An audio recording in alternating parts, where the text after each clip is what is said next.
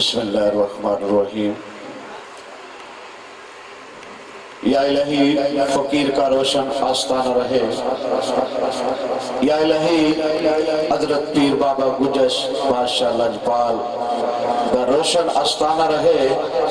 शाह रफीक रहे, आबाद खाना रहे, मेहमान नवाजी का सिलसिला हमेशा जारी रहे, दस्तरखान नेफ्तों का बड़ा खजाना रहे। दोस्तों, आज उर्स पाक की महफिल पीर हजरत बाबा जी सही गुजा पीर लजपाल बोरिया वाली तहसील खारिया मैं बदा नचीज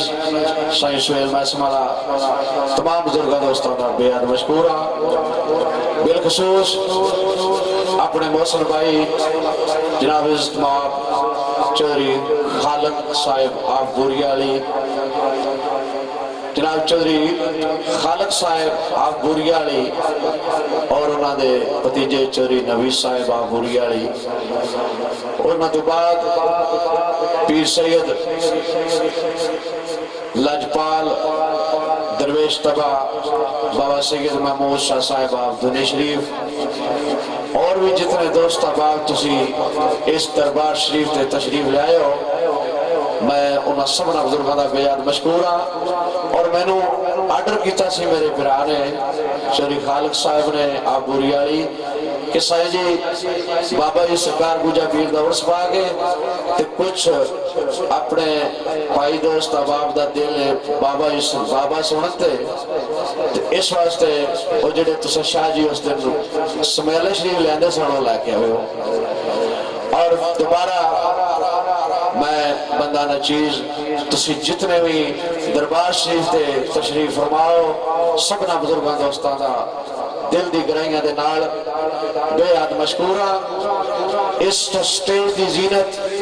सैयद बाबा महमूद हुसैन शाह साहब